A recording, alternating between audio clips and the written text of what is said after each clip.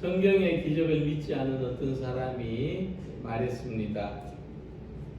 홍해 바다를 걷는 기적은 정말로 있었던 것이 아닙니다. 모세가 이스라엘 백성들을 데리고 지나가는 곳은 물이 겨우 발목까지밖에 오지 않는 갈대숲을 건너가는 것이지 바다를 건너가는 것이 아닙니다. 그렇게 말했습니다. 그러자 그 말을 가만히 듣고 있던 사람이 대답했습니다. 만약 사실이 그렇다면 저는 그것이야말로 더 놀라운 기적이라고 생각합니다. 기적을 믿지 않는 사람은 이 사람이 무슨 말을 하는가 싶어서 조용히 듣고 있었습니다. 그는 계속 말했습니다. 아니, 발목이 겨우 잠기는 그 물에 애굽의 군대가 다 빠져 죽었으니 그것이야말로 진짜 하나님의 기적이 아니겠습니까? 하고 말했던 것입니다. 우리 사람들은 성경에 기록된 이 기적 이야기를 과학적으로 증명하고 싶어 하는 마음이 있습니다. 과학적으로 좀 증명이 되면 좀 믿어볼까 하는 그런 마음이죠. 우리가 천국에 대해서 말할 때도 천국이 어디 있는가 되게 중요하게 생각합니다. 천국은 어디 있을까? 지구 안에 있을까? 지구 바깥에 있을까? 우리가 생각하는 이해 수준이 그 정도라는 겁니다. 우리는 그 정도의 이해 수준을 가지고 신앙에 접근하려고 합니다. 그런데 이것은 성경을 과학책의 수준으로밖에 생각하지 못하는 한계입니다. 과학책이 인류의 모든 정신과 문화를 대표하지는 않습니다. 과학으로 어떻게 할 수 없는 그런 부분들이 우리의 삶에는 많이 있죠. 그래서 믿음은 과학적이고 역사적인 사실을 초월해서 그 사건이 주는 신앙적인 의미를 받아들이는 것입니다.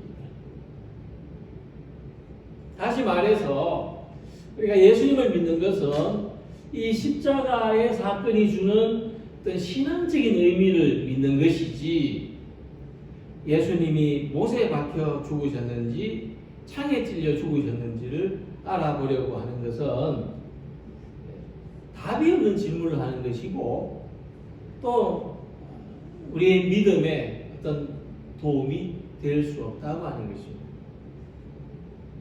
그래서 우리는 이 출애굽의 사건, 특별히 이스라엘 자손들은 홍해 바다를 마른 땅같이 건너가고 애굽 군대들은 홍해 바다에 빠져서 몰살한 사건을 통해서 하나님께서 우리들을 구원하시는 신앙적인 의미가 무엇인가, 이 구원이라고 하는 것이 우리에게 어떤 의미인가를 함께 생각해 볼 수 있어야 되겠습니다.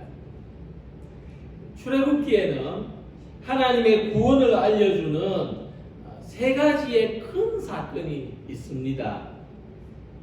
첫 번째가 유월절 사건이고, 두 번째가 홍해 바다를 건넌 사건이고, 세 번째가 시내산에서 율법을 받은 사건입니다.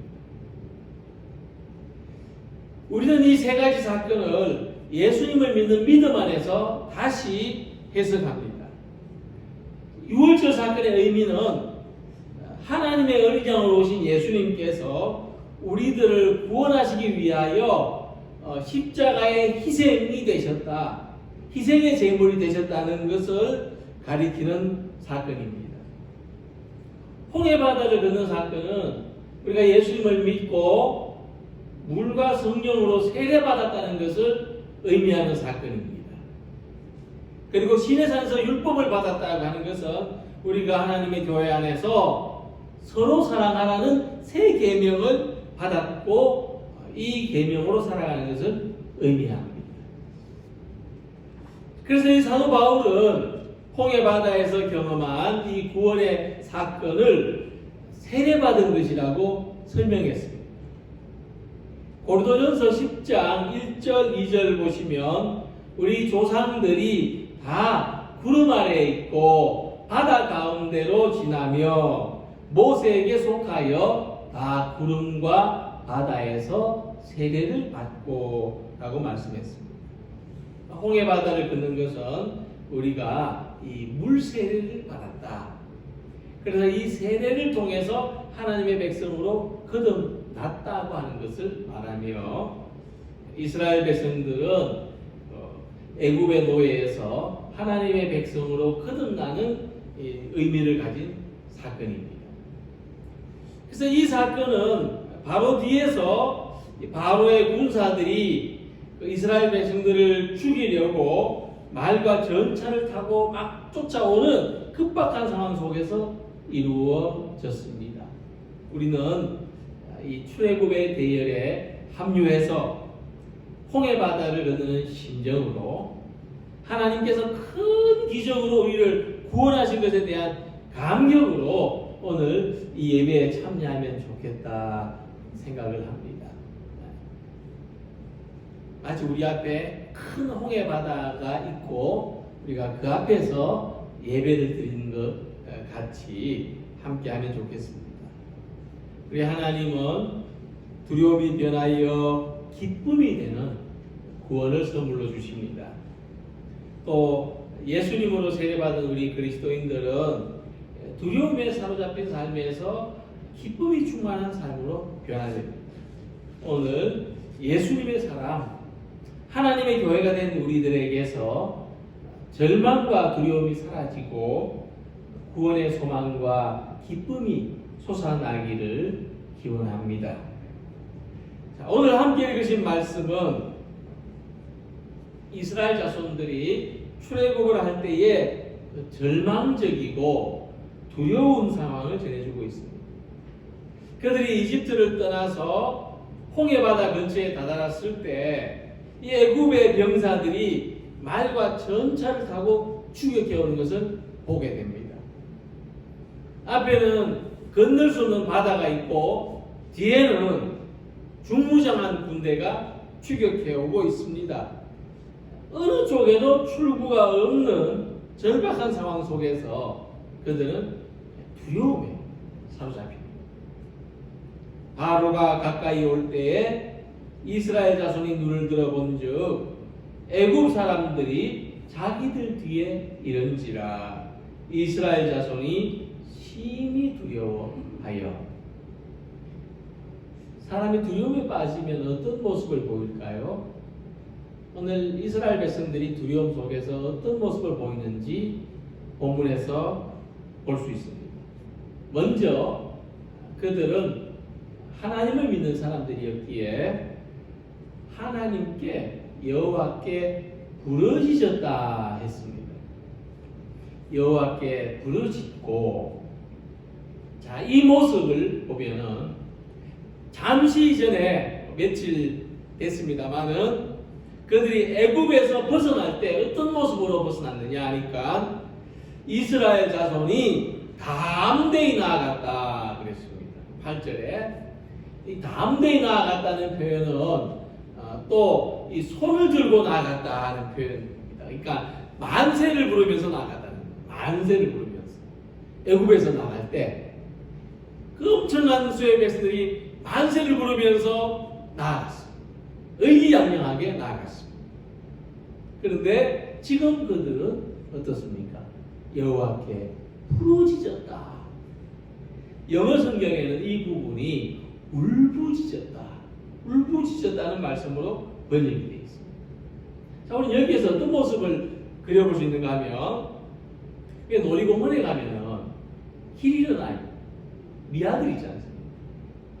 이 미아들 보면 한 손에는 커다란 막대사탕을 들고 또 한 손에는 뭐 풍선을 들었든지 뭐 장난감을 들었든지 했는데 그 넓은 공원에서 엄마를 잃고 겁에 질려 있는 모습. 얼마나 울었는지 막 눈물이 막 떨어져 가지고 눈 밑에 그냥 얼룩덜룩해진 그런 모습이 떠오릅니다. 그러니까 이 아이는 다른 아이들이 부러워할 만한 걸 다 가졌죠. 큰 사탕도 들었고 재밌는 장난감도 들었는데 이 애는 이게 지금 손에 들렸는지 뭐 바닥에 떨어졌는지 정신이 없어요. 가장 소중한 것을 잃어버리게 됩니다. 양손 가득 모든 것을 가졌을지라도 하나님의 손을 놓쳐버린 사람의 모습이 이와 같다는 것입니다. 우리 삶에서 가장 소중하고 절대적인 분, 하나님을 잃어버린 모습은 무엇을 하거나 어디에 있어도 두려움에 사로잡혀 있을 수밖에 없다. 하나님이 없는 삶은 그 기저에 두려움이 항상 자리 잡고 있습니다. 이 극한의 두려움에 몰린 이스라엘 백성들이 모세를 원망합니다. 어찌하여 당신이 우리를 애굽에서 이끌어내어 우리에게 이같이 하느냐. 그건 조금 전까지만 해도 만세를 부르며 감격적인 이게 꿈이냐 생시냐 그러면서 걸어왔습니다. 근데 잠깐 사이에 그들은 모세를 원망합니다. 그것은 현실을 부정한다는 것입니다. 두려움에 사로잡히며 현실을 부정하게 됩니다. 심지어 그들은 말합니다. 애굽 사람을 섬기는 것이 광야에서 죽는 것보다 낫겠노라.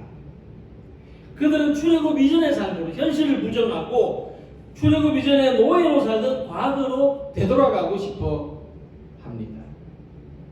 자, 왜 이랬을까? 왜 이런 마음이 생겼을까? 사람한테 두려움을 주는 가장 큰 이유, 가장 큰 원인은 그 가운데 하나는 불확실성입니다. 사람은 미래가 불확실하면 두려운데 그것이 사람이 가지는 가장 큰 두려움 가운데 하나입니다. 불확실함. 그렇게 본다면 이스라엘 자손들에겐 확실한 곳이 오히려 애굽입니다.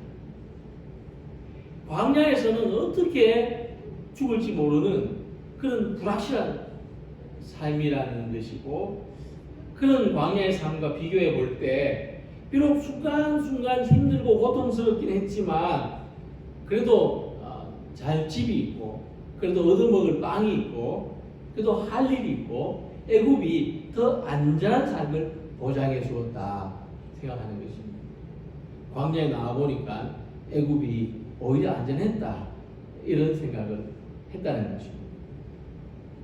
자, 그런데 우리가 하나님을 믿는 것은 어떤 면에서는 안정된 삶을 보장해 주는 것이 아니라 오히려 불확실한 삶으로 나아가는 것이라고 할 수 있습니다.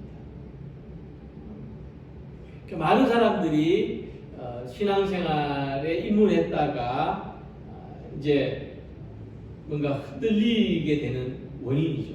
시험에 드는 원인입니다. 많은 사람들은 안정된 것을 원하고 왔는데 오히려 더 불확실해지는 것이 아닌가 하는 생각을 신앙이 어느 정도 신앙에 들어오면은 그런 생각을 가지게 됩니다. 자, 그럼에도 불구하고 우리가 이 시험을 거쳐왔죠. 지금 여기 있는 분들은 다 이 과정을 지나왔습니다. 그것은 뭐냐? 비록 우리가 신앙생활을 하고 있지만 그럼에도 불구하고 우리는 좀 불확실한 삶을 살고 있는데 그래도 하나님이 없는, 하나님을 믿지 않고 살아가는 두려움보다 비록 불확실하지만은 이 가운데서도 도우시고 함께 하시는 하나님에 대한 믿음이 있기 때문에,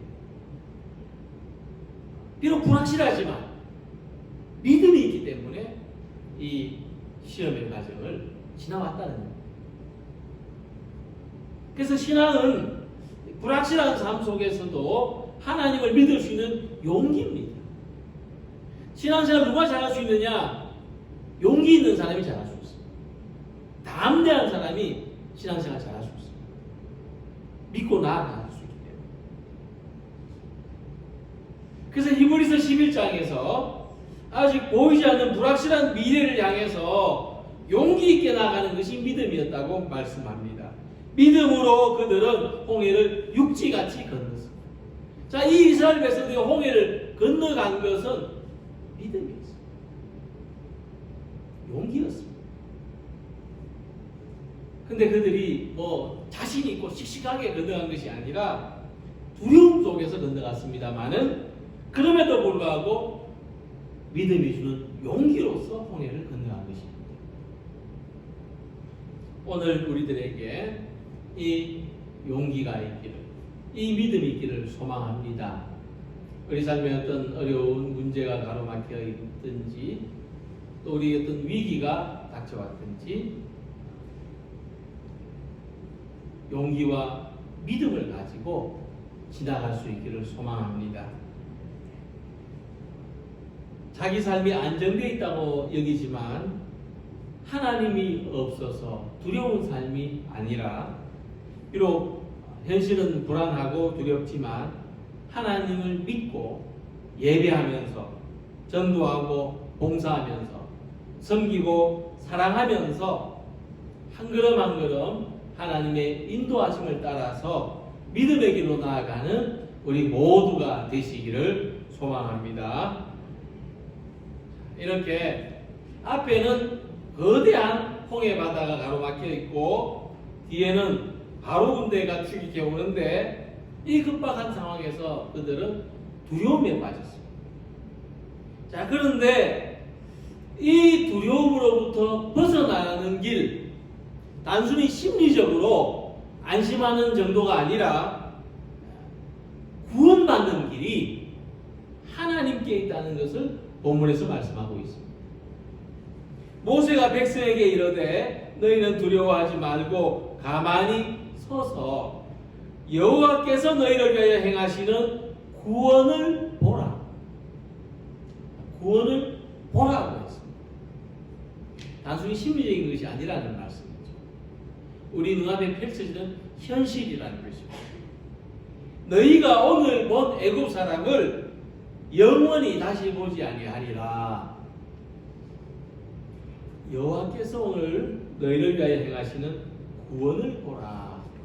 이 말씀, 이 우리가 받은 구원이라는 것이 심리적인 것, 어떤 그 암시적인 것이 아니라 눈앞에 펼쳐지는 현실이라고 하는 것이 요한계시록 7장 10절에서도 나타납니다. 이 계시록 7장 10절을 보면 세상 끝날에 구원받은 성도들이 하나님의 보좌에서 어떤 찬송을 부르는가 하면은 구원하심이 보좌에 앉으신 우리 하나님과 어린 양에게 있도다 하고 찬송한다는 것입니다. 우리의 고백입니다. 이 찬송은 우리의 고백인데 우리의 구원이 보좌에 앉으신 하나님과 어린 양으로부터 왔다고 고백하는 것입니다. 하나님 덕분에, 예수님 덕분에 우리가 구원받았습니다 하고 찬송 부르게 된다는 것입니다. 우리는 살면서 두려움에 빠지는 순간들을 경험합니다.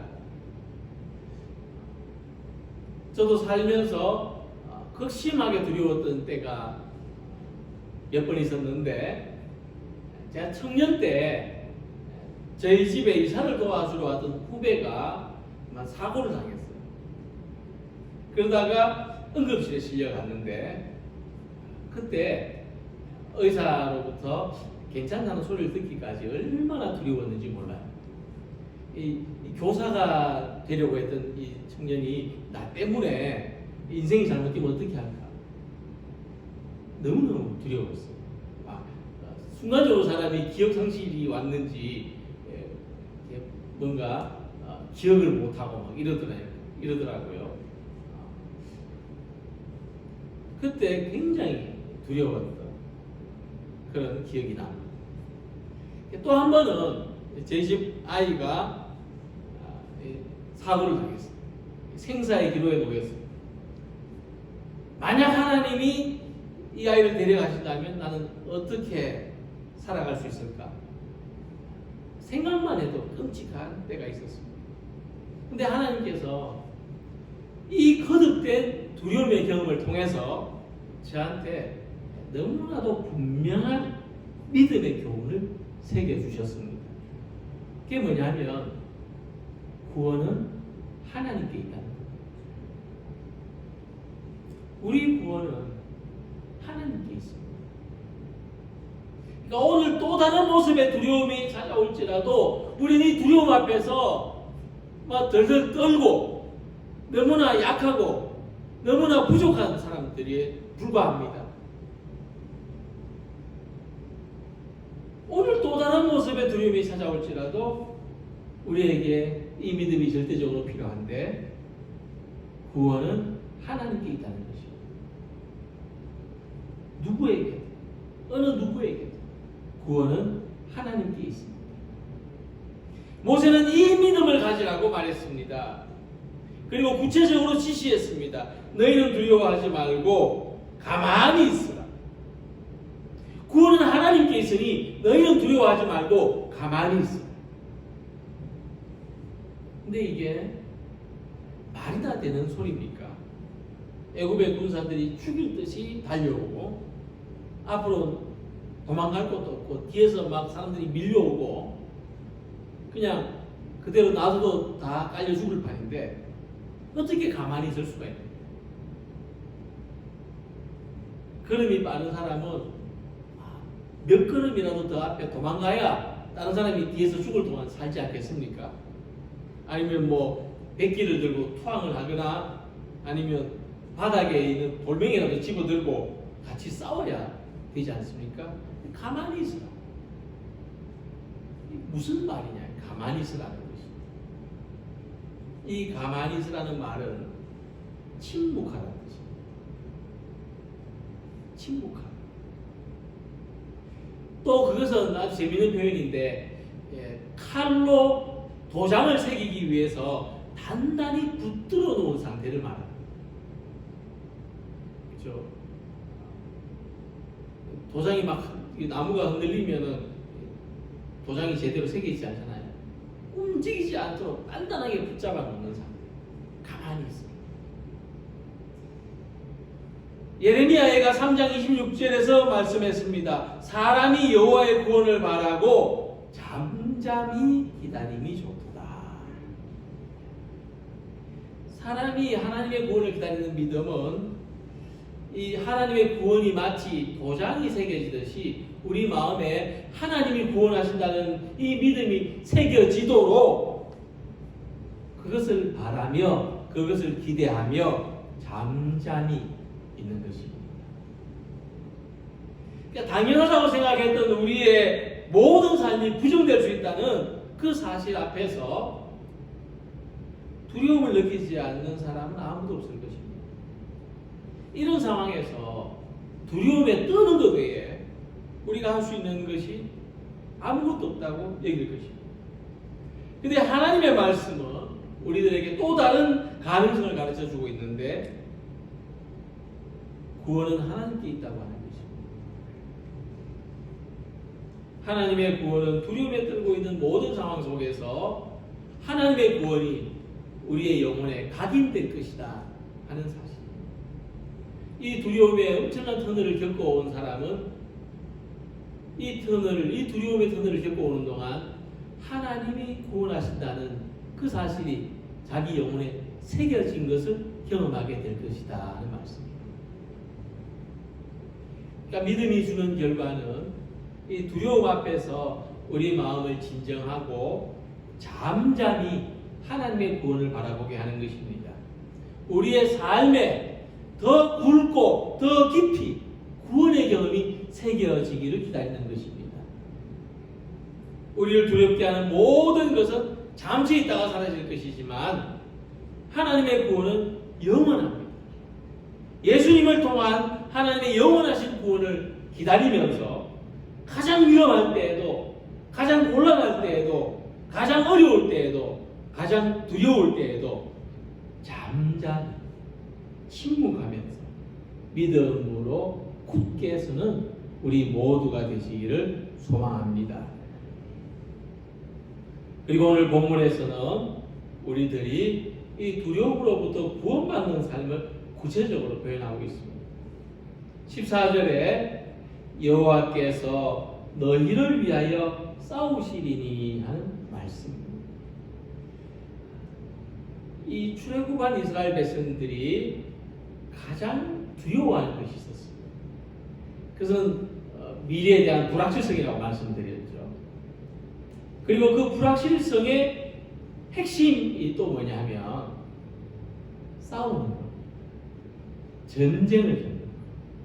그러니까 출애굽한 이스라엘 백성들이 제일 두려운 것은 광야를 가는 동안 그들이 겪게 될 모든 불확실성, 먹는 문제, 날씨 문제, 길 이런 것들도 있었지만은 그 중에서도 가장 큰 것은 전쟁할까, 누가 칼 들고 달려들까, 그게 제일 무서운 거예요.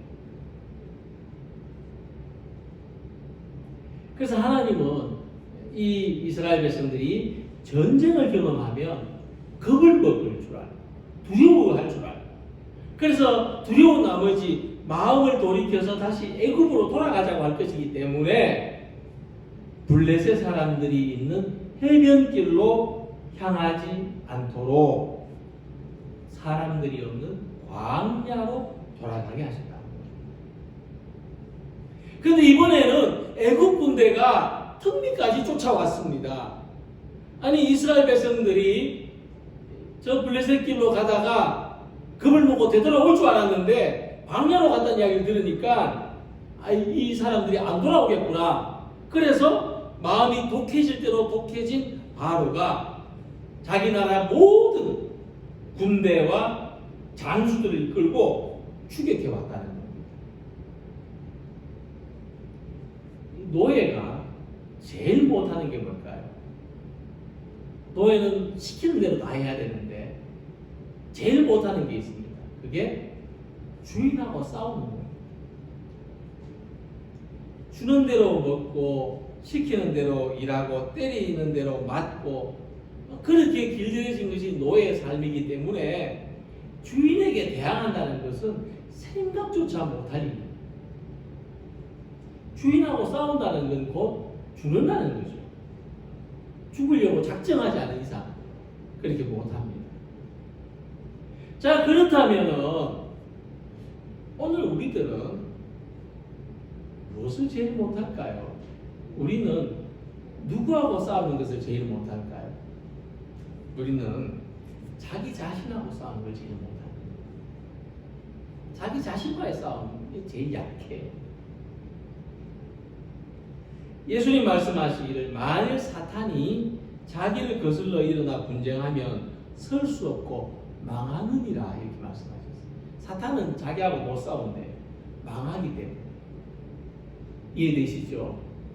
그럼 반대로 우리는 자기하고 싸워서 이기면 우리는 흥하는 거예요. 자기하고 싸워서 이기는 사람이 흥하는 사람이 되는 거예요. 자, 이 말씀에서 볼 때 사람들이 가장 싸우지 못하는 대상은 사단의 지배를 받는 자기 옛사람이라. 자기 옛사람. 옛 모습의 자기 자신. 또 영혼을 거슬러 올라오는 육신과의 충동. 그래서 베드로전서 2장 11절에 말씀하기를 사랑하는 자들아 거류민과 나그네 같은 너희를 권하노니 영혼을 거슬러 싸우는 육체의 정욕을 제어하라.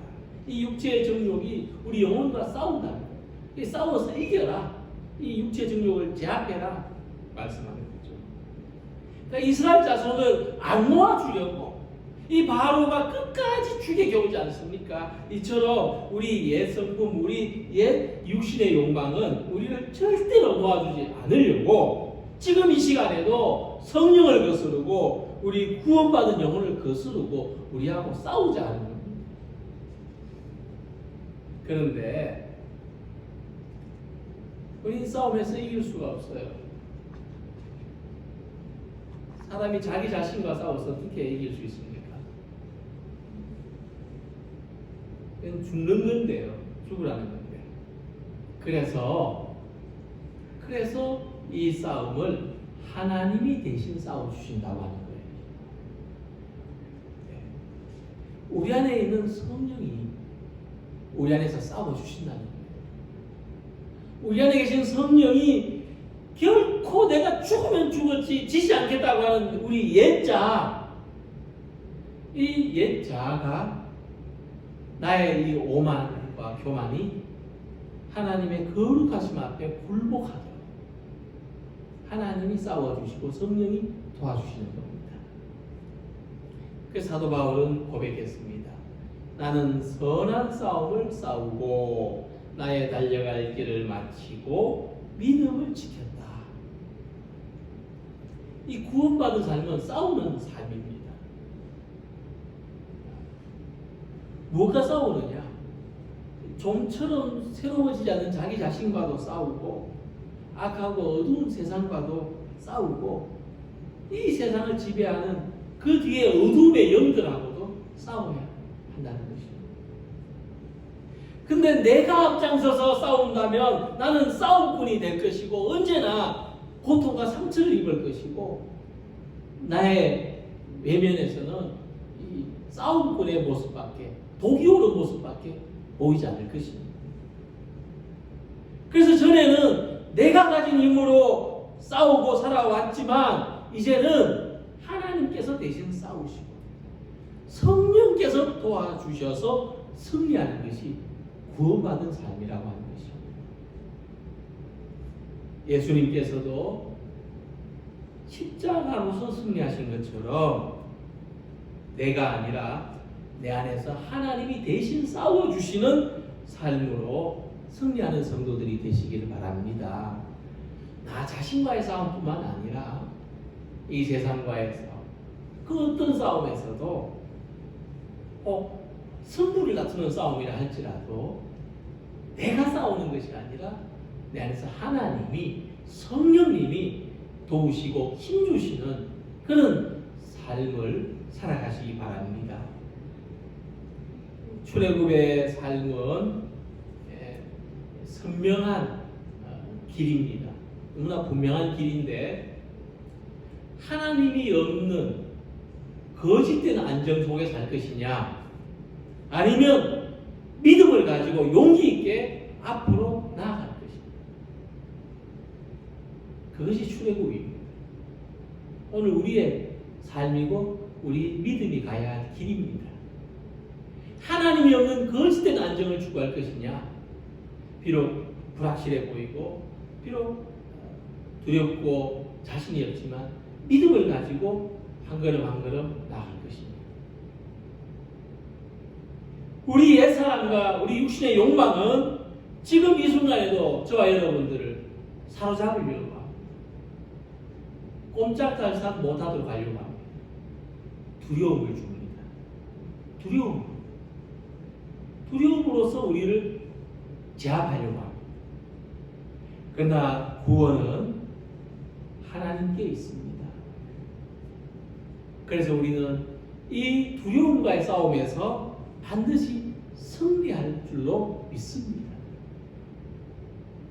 세상에 수많은 두려움이 있지만 그러나 우리는 하나님을 믿기에 믿음으로 이 두려움과 싸워서 승리할 것입니다. 내 안에 있는 욕심, 내 안에 있는 분노, 절망과 한숨의 모든 어두움으로부터 우리는 하나님이 대신 싸워주시는 기도의 승리, 말씀의 승리, 십자가의 승리를 할 것입니다. 이 밝은 빛으로 나아가는 출애굽의 삶, 이 좁은 길로 나아가는 출애굽의 삶, 이 광야로 나아가는 출애굽의 삶이 오늘 우리의 삶이고 오늘 우리가 계속해서 걸어나가는 삶이며 주님 안에서 이 삶을 나아갈 수 있도록 승리할 수 있도록 주님의 이름으로 기원합니다. 기도드리겠습니다.